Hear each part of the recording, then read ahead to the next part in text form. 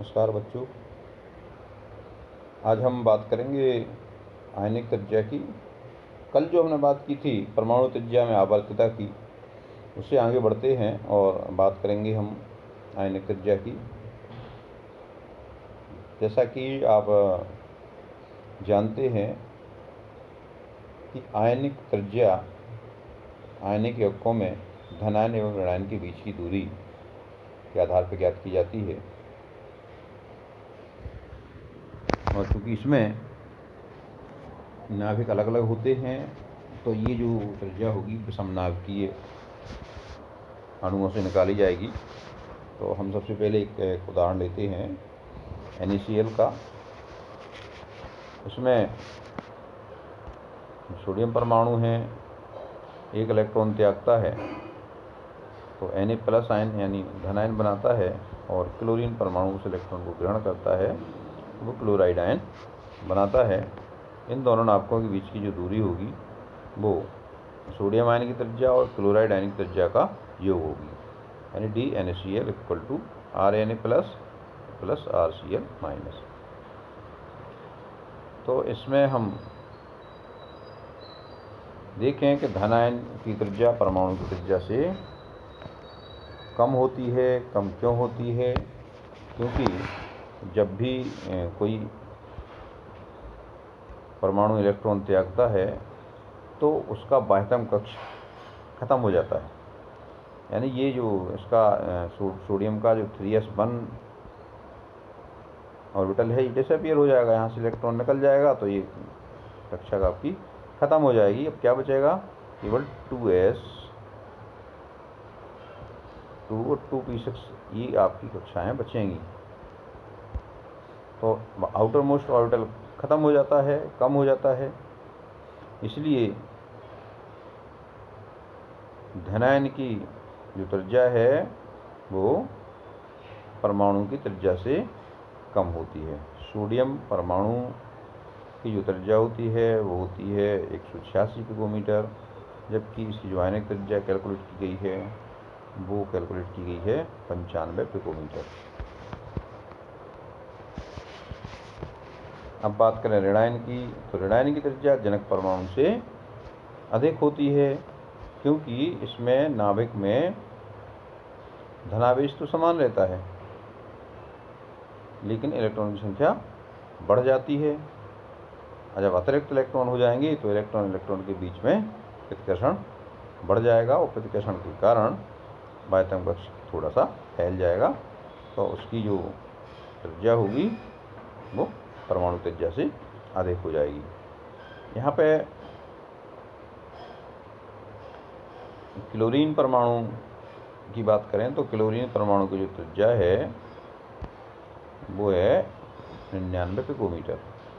जैसे इसमें एक अतिरिक्त इलेक्ट्रॉन आता है, ये क्लोराइड आयन बन जाता है, तो गणना करने पर इसकी जो आयनिक त्रिज्या प्राप्त हुई वो हुई 181 पिकोमीटर, यानी ये बहुत बढ़ गई। तो इसमें कारण क्या है इसका? नाभिक में जो प्रोटॉन होते हैं, जो यहाँ पे जो पॉजिटिव चार्ज है वो तो सेम है, इसमें तो कोई अंतर आया नहीं है, लेकिन यहाँ पे निगेटिव चार्ज बढ़ गया है। निगेटिव चार्ज बढ़ने से इनमें आपस में रिपल्सन यानी इसमें आपस में प्रतिकर्षण बढ़ जाता है, जिससे जो प्रभावी नाभ की आवेश है बाह्यतम कक्ष के लिए ये परिरक्षित हो जाता है, यानी ये प्रभावी नाभ की आवेश कम हो जाता है। जब नाभिक का आकर्षण कम होगा तो ये परमाणु फैल जाएगा, फैल करके इसकी जो आयनिक त्रिज्या है वो अधिक हो जाती है। देखिए इनमें दोनों विपरीत काम होता है। धनावेश समान रहता है दोनों में, धनावेश में कोई चेंज नहीं होती है।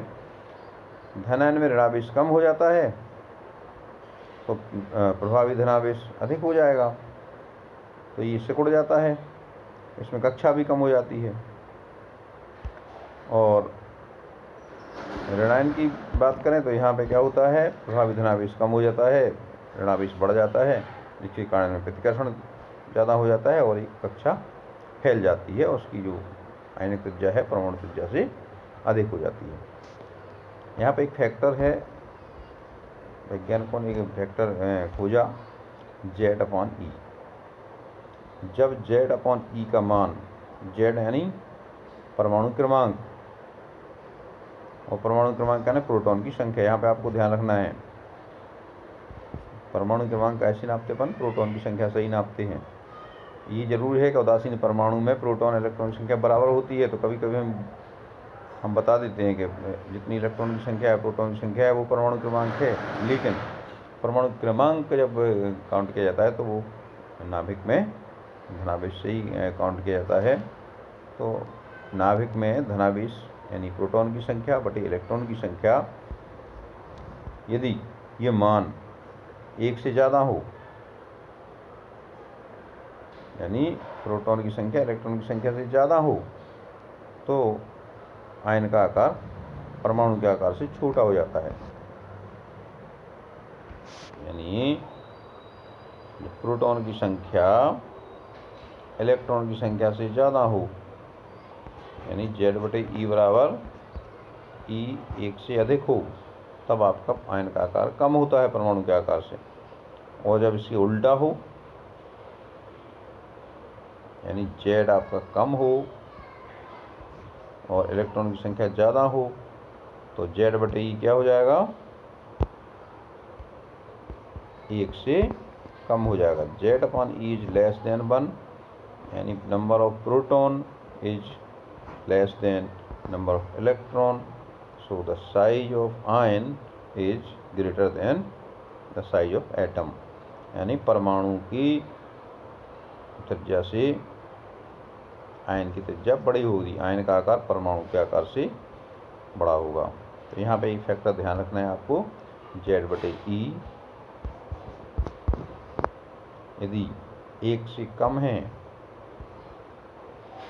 तो आयन का आकार कम होगा, यदि 1 से ज़्यादा है तो आयन का आकार ज़्यादा होगा। अब हम पाते हैं कुछ कॉम्पिटिटिव एग्जाम्स में क्वेश्चंस पूछे जाते हैं कि परमाणु की त्रिज्याओं को क्रम में लगाइए या आयनिक त्रिज्या को क्रम में लगाइए, इस तरह के क्वेश्चंस देखे गए हैं, परीक्षा में आते हैं। तो हम बात कर लें इसकी आवृत्ता की किस तरह से चेंज होती है। तो जब भी हम समूह में ऊपर से नीचे आते हैं तो कोषों की संख्या बढ़ती है, कोषों की संख्या बढ़ने के कारण आयनिक त्रिज्या भी बढ़ जाती है। और जब हम आवर्त की बात करते हैं तो बाएं से दाएं जाने पे कोषों की संख्या सेम रहती है, नाभ की आवेश बढ़ता है तो आयनिक त्रिज्याएँ घटती हैं। ये ट्रेंड बिल्कुल वैसे ही होता है जिस तरह का ट्रेंड परमाणु त्रिज्या के जैसा होता है। यानी सामान्यतः परमाणु की जो त्रिज्या है वो जो प्रवृत्ति दर्शाती है, वो आयनिक त्रिज्या भी उसी प्रवृत्ति को दर्शाती है। आइए हम बात कर लें कुछ सम इलेक्ट्रॉनिक स्पीशीज की। सम इलेक्ट्रॉनिक स्पीशीज में आयनिक त्रिज्या है, उसमें क्या ट्रेंड होता है। तो आप जानते हैं सम इलेक्ट्रॉनिक स्पीशीज क्या होती हैं, जिसमें इलेक्ट्रॉन की संख्या समान हो, यानी समान इलेक्ट्रॉन रखने वाले परमाणु तथा आयनों में। अब हम आयनिक त्रिज्या का क्रम देखेंगे कैसे होगा। तो जो सम आयनिक यानी सम इलेक्ट्रॉनिक परमाणु या आयनों में जो नाभ की आवेश है वो बढ़ता है, उसी क्रम में त्रिज्या का मान घटता है। जैसे जैसे इलेक्ट्रॉन तो समान है, नाभिक में आवेश बढ़ेगा तो त्रिज्या घटेगी। देखिए यहाँ पे हमने कुछ सम इलेक्ट्रॉन स्पीशीज देखी, इन सब में इलेक्ट्रॉन की संख्या कितनी है, 10 है। यहाँ से आप लें,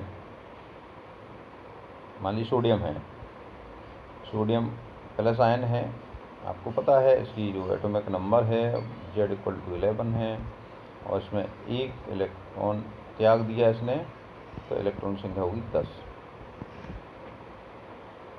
अब मैग्नीशियम ने 2 इलेक्ट्रॉन त्यागी, मैग्नीशियम के पास 12 इलेक्ट्रॉन हैं, 2 त्यागेंगे तो इसमें भी 10 होंगी। एल्युमिनियम के पास 13 इलेक्ट्रॉन है, इसने 2 त्यागे तो इसमें भी 10 होंगी। सिलिकॉन के पास 14 इलेक्ट्रॉन है, उसने 4 त्यागी तो इसमें भी 10 होंगी। इस तरह से इधर देखिए, फ्लोरीन के पास 9 इलेक्ट्रॉन है, इसने 1 इलेक्ट्रॉन प्राप्त किया तो ये भी 10 हो गए। ऑक्सीजन के पास 8 इलेक्ट्रॉन है, इसने 2 प्राप्त किए तो ये 10 हो गए। नाइट्रोजन के पास 3 इलेक्ट्रॉन है, इसने 3 प्राप्त किए तो 10 हो गए। कार्बन के पास 4 इलेक्ट्रॉन थे, वो सॉरी 6 इलेक्ट्रॉन थे, तो इसने 4 प्राप्त किए, तो ये भी 10 हुए। तो ये सम इलेक्ट्रॉनिक स्पीशीज हो गई।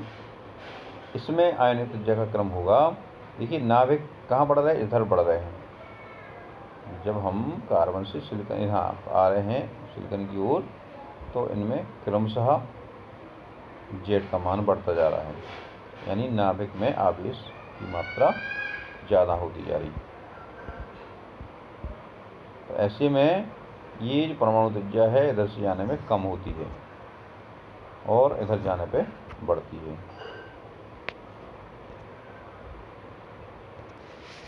इस तरह से हम यहाँ देखते हैं जो आइसो इलेक्ट्रॉनिक स्पीशीज होती हैं उनमें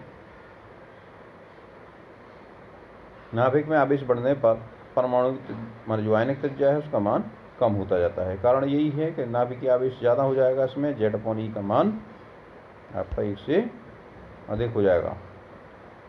यहाँ पे देखिए Z/E का मान है 14/10, यानी ये हो जाएगा, वैल्यू हो जाएगी 1.4। इसमें एल्युमिनियम में वैल्यू हो जाएगी 1.3, मैग्नीशियम में वैल्यू हो जाएगी 1.2, इसमें 1.1 और इसमें हो जाएगी 0.9, इसमें हो जाएगी 0.8 और इसमें हो जाएगी 0.7 और इसमें होगी 0.6।